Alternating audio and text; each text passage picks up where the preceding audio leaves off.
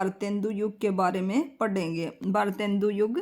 भारतेंदु युग ने किस नाटक में स्वयं अभिनय किया था? भारतेंदु जी ने किस नाटक में अभिनय किया था? जानकी मंगल। शीतला प्रसाद त्रिपाठी का जानकी मंगल, शीतला प्रसाद त्रिपाठी का कौन सा नाटक था? जानकी मंगल। और यह कब था? 1868 ईस्वी में। नाटक अवश्य अभिनय के लिए रचा गया था। यह नाटक गुणों से युक्त था और इसकी भाषा क्या थी? परिमार्जित खड़ी बोली। किंतु इस समय तक भारतेंदु का उदय हो चुका था और उनका विद्या सुंदर नाटक प्रकाशित हो गया था। वस्तुत गोस्वामी तुलसीदास द्वारा प्रवर्तित रामलीला को लोकप्रियता के साथ लीला नाटकों की जो परंपरा आरंभ हुई थी, उनका श्रेष्ठ रूप जानकी मंगल नाटक है।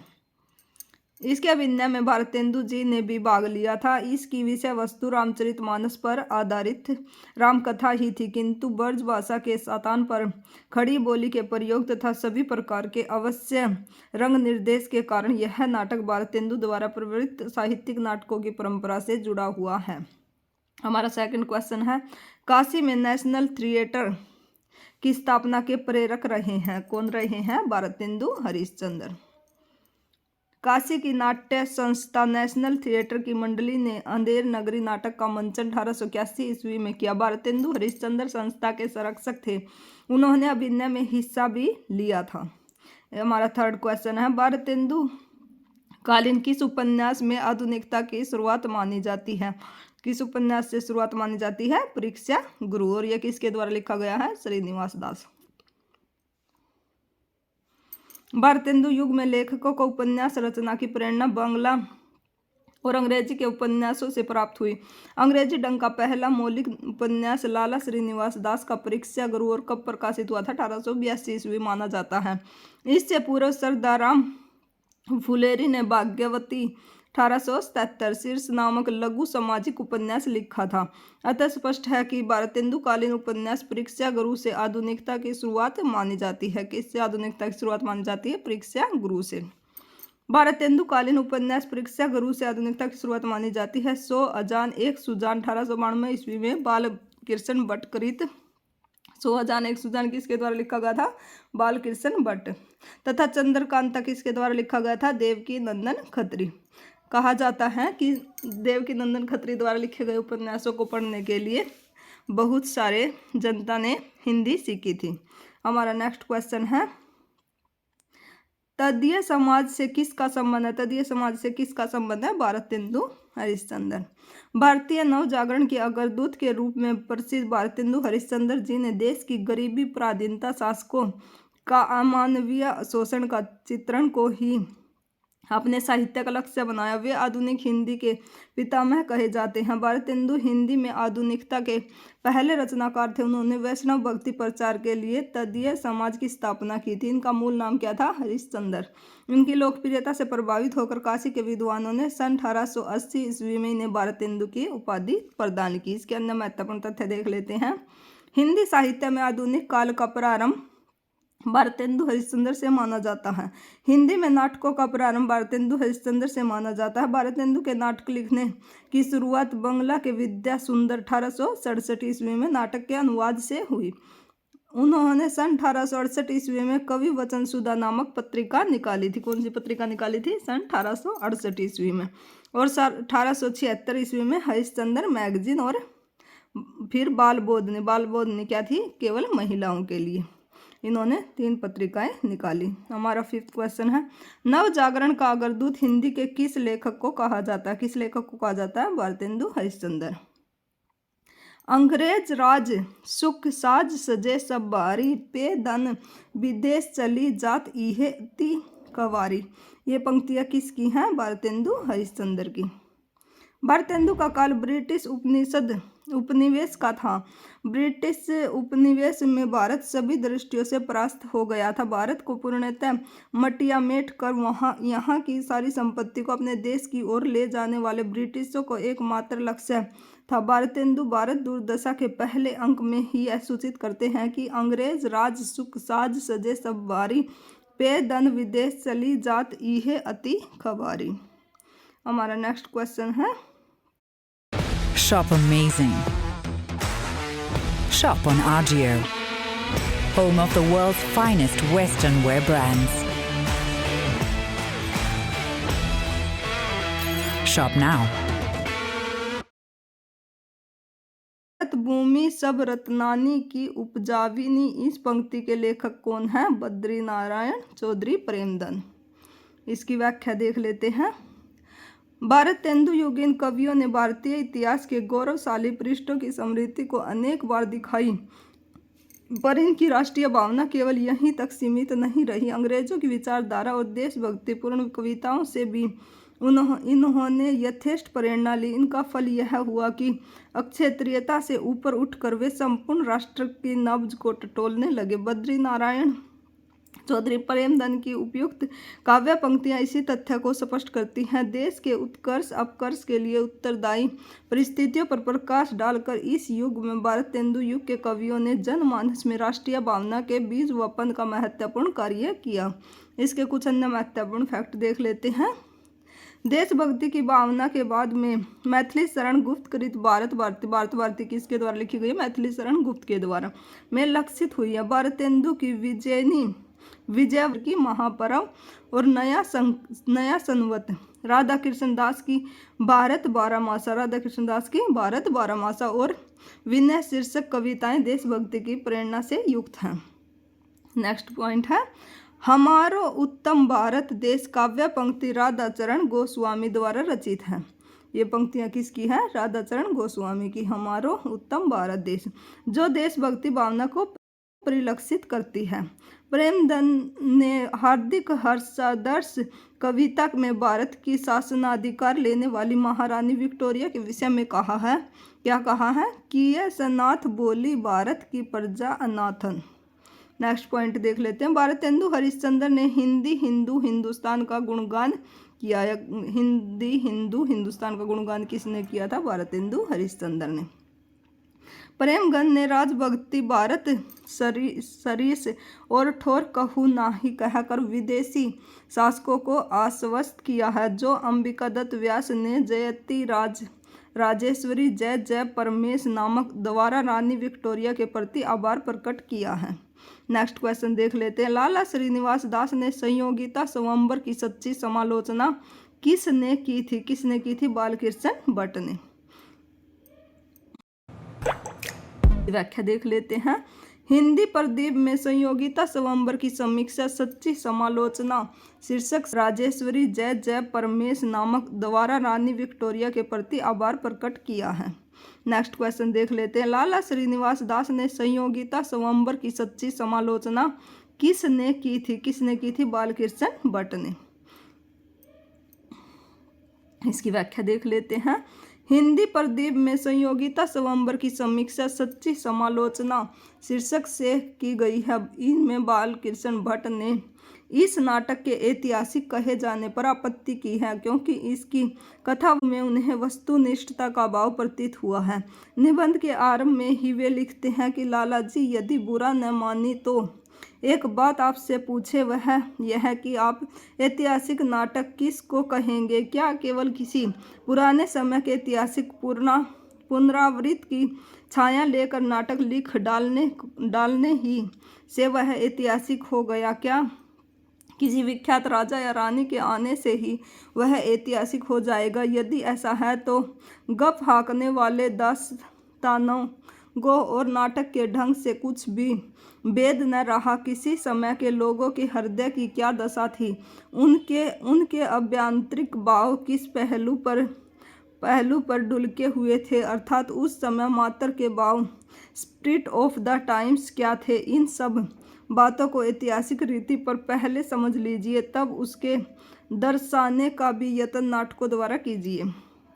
तात्पर्य यह है कि संयोगिता स्वयंवर ऐतिहासिक नाम वाले पात्रों को लेकर लिखा गया एक किस्सा है, ऐतिहासिक नाटक नहीं, क्योंकि इसमें लेखक ने अपने ऐतिहासिक बोध का परिचय नहीं दिया है।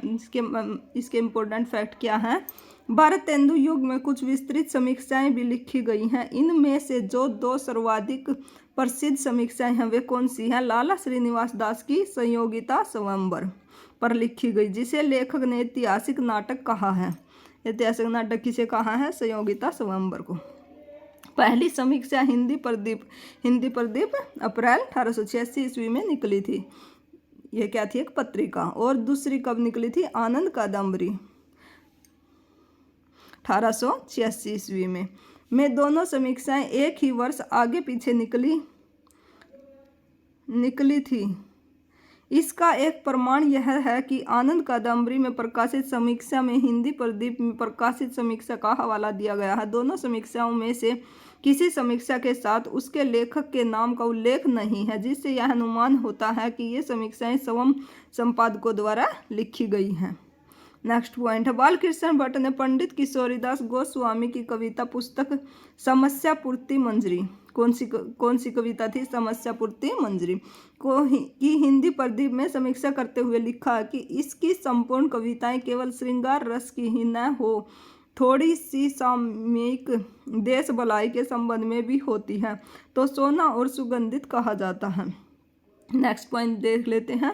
इसी प्रकार उन्होंने शंकर दीक्षित नामक एक कवि की कविता पुस्तक माधुरी विलास किसकी थी? शंकर दीक्षित की समीक्षा करते हुए हिंदी प्रदीप में भी ही यह लिखा है कि देशोपकारी बातों पर यह कविता की जाती है तो अधिक लाभ था। नेक्स्ट क्वेश्चन देख लेते हैं। नेक्स्ट पॉइंट है, संयोगिता स्वयंवर के कथन एक और अलंकारिक हैं और दूसरी ओर पांडित्यपूर्ण। भट्ट जी ने अलंकारिकता पर आक्षेप करते हुए कहा है कि केवल क्लिष्ट श्लेष बोलने ही से तो ऐतिहासिक नाटक के पात्र क्या वरन एक प्राकृतिक मनुष्य की भी पदवी हम आपके पात्रों को नहीं दे सकते, बल्कि मनुष्य के बदले आपके नाटकों के पात्रों को नीरस और रूखे से रूखे अर्थान्यास गढ़ने की कला कहें तो अनुचित न होगा। हमारा नेक्स्ट पॉइंट है, आनंद कादम्बरी में प्रकाशित समीक्षा प्रेमगन सरस्वत द्वितीय भट्ट जी की समीक्षा से भी बड़ी है। इसमें संयोगिता स्वयंवर की समीक्षा संयोगिता स्वयंवर नाटक के नाम से प्राप्ति स्वीकार व समालोचन स्तंभ के अंतर्गत की गई है। प्रेमगन ने हिंदी प्रदीप की समीक्षा पर अपने संतोष प्रकट करते हुए लिखा, क्या लिखा है?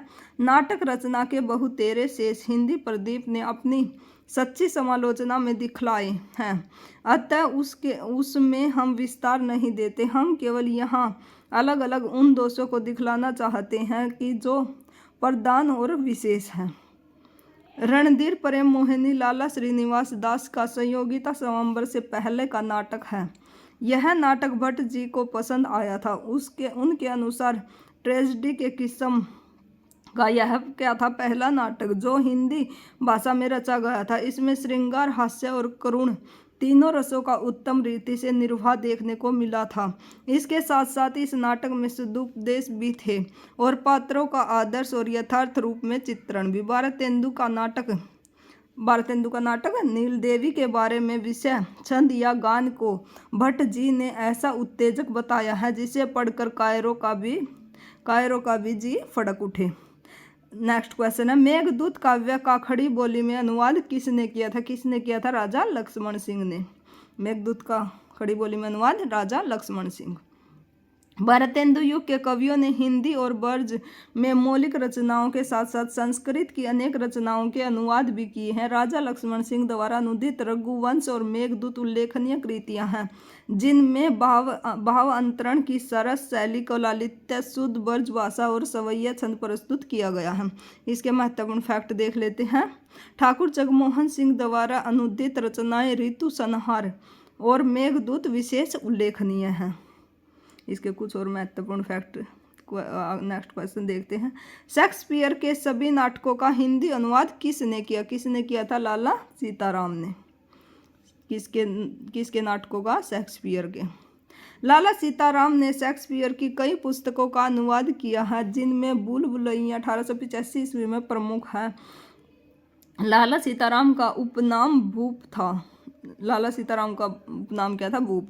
इन्होंने दोहा चौपाई में अवधी भाषा का, गन्नाक्षरी सवैया में ब्रज भाषा का और गद्य में खड़ी बोली का प्रयोग किया है। इनका एक ग्रंथ अयोध्या का इतिहास बहुचर्चित है। इनकी कुछ कविताएं बहुत प्रसिद्ध हुई हैं, जैसे बैरगिया नाला। नेक्स्ट क्वेश्चन है, गोल्ड स्मिथ की कृति ट्रैवलर का अनुवाद किसने किया? ट्रैवलर का अनुवाद किसने किया? श्रीधर पाठक ने। श्रीधर पाठक ने कालिदास कृत ऋतु संहार और गोल्ड स्मिथ कृत हर्मिट ट्रेंसडेट और द ट्रैवलर का काव्य अनुवाद क्रमशः एकांतवासी, योगी, उजड़ ग्राम और श्रांत पथिक नामक शीर्षक से किया। नेक्स्ट क्वेश्चन देखते हैं, भारतेंदु का खड़ी बोली में रचित कविताओं का संग्रह किस नाम से प्रसिद्ध? किस नाम से प्रसिद्ध है? फूलों का गुच्छा। भारतेंदु द्वारा रचित खड़ी बोली में रचित कविता फूलों का गुच्छा नामक काव्य ग्रंथ में संग्रहित है। हिंदी साहित्य के इतिहास में भारतेंदु हरिश्चंद्र को आधुनिक हिंदी के प्रणेता, पितामह व प्रवर्तक माना जाता है। नेक्स्ट क्वेश्चन है, निम्नलिखित में से भारतेंदुकालीन कवि कौन से हैं? कौन कौन से कवि हैं? हरिश्चंद्र, प्रेमगन, प्रताप नारायण मिश्र और अंबिकादत्त व्यास। भारतेंदुकालीन प्रमुख कवि इस प्रकार भारतेंदु हरिश्चंद्र, बद्री नारायण चौधरी, प्रेमगन, प्रताप नारायण मिश्र, जगमोहन सिंह, अंबिकादत्त व्यास और राधा कृष्ण दास।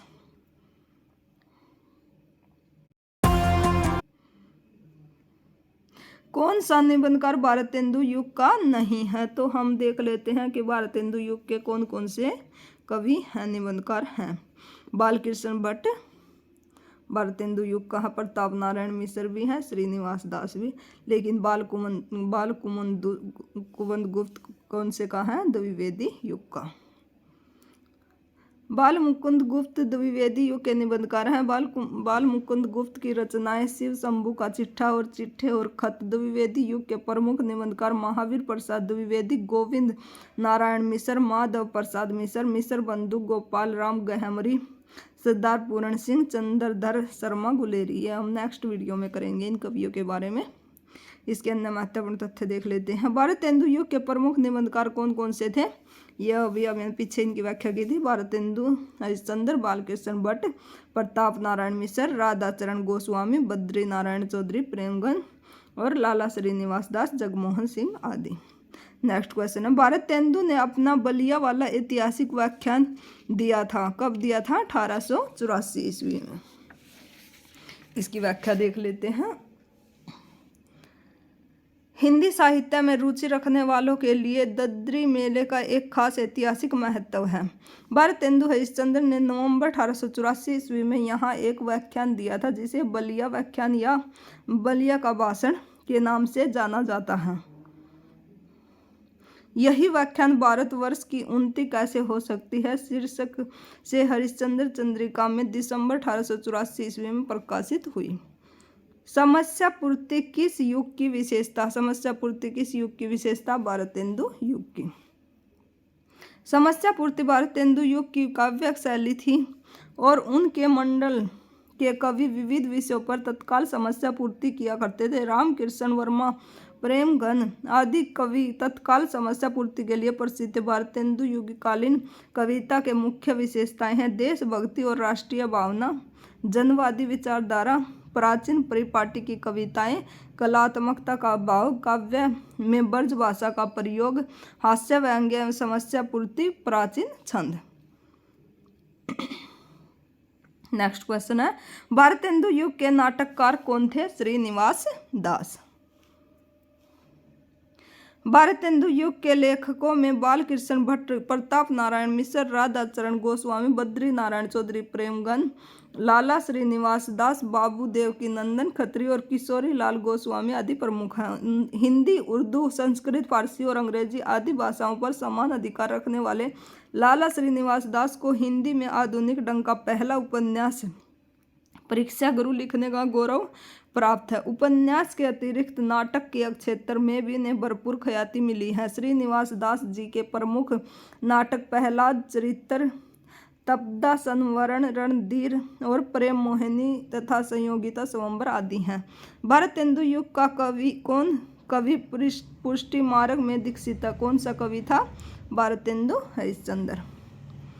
हिंदी के कृष्ण भक्त कवियों में विद्यापति, सूरदास आदि अष्टछाप के कवि, रहीम, रसखान, मीराबाई, बिहारी चाचा, हित हरिवंश, भारतेंदु बाबू, हरिश्चंद्र, जगन्नाथ दास, रत्नाकर, अयोध्या सिंह उपाध्याय, हरिओद, धर्मवीर भारती आदि के नाम अत्यंत प्रसिद्ध हैं। अतः स्पष्ट है कि प्रस्तुत विकल्प में भारतेंदु युग के कवियों में केवल भारतेंदु, हरिश्चंद्र पुष्टि मार्ग में दीक्षित और कृष्ण भगत कवि थे। गद्य रचना का एक कला के रूप में ग्रहण करने वाले, कलम की कारीगरी समझने वाले लेखक कौन थे? बद्री नारायण चौधरी। आचार्य रामचंद्र शुक्ल ने अपनी पुस्तक हिंदी साहित्य का इतिहास में लिखा है कि पंडित बद्री नारायण चौधरी प्रेमगन की शैली सबसे विलक्षण थी।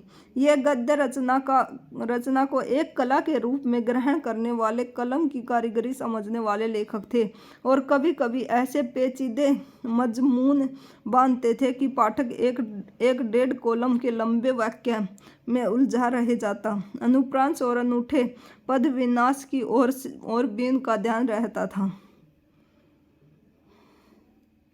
नेक्स्ट क्वेश्चन है, ये हमारा लास्ट क्वेश्चन। इसके कुछ अन्य महत्वपूर्ण फैक्ट देख लेते हैं। भारत सौभाग्य प्रयाग रामागमन प्रेमगन जी की प्रसिद्ध नाटक है। क्या है इसका प्रसिद्ध नाटक? भारत सौभाग्य। प्रेमगन ने जीर्णो जनपद नामक एक काव्य लिखा है जिनमें ग्रामीण जीवन का यथार्थवादी चित्रण किया गया है। ये कथन और कारण के ऊपर एक क्वेश्चन है। नीचे दो वक्तव्य दिए गए हैं, इनमें से कथन और दूसरा कारण है। भारतेंदु युग के आते आते हिंदी में अनेक पत्र पत्रिकाओं का प्रकाशन आरंभ हो गया था। कारण है इसका, भारतेंदु युग के सभी लेखक पत्रकार थे। उपयुक्त वक्तव्यों के आधार पर नीचे दिए गए विकल्प में उत्तर चुनिए। ए और आर दोनों सही हैं और ए आर की सही व्याख्या करता है। Thank you for watching.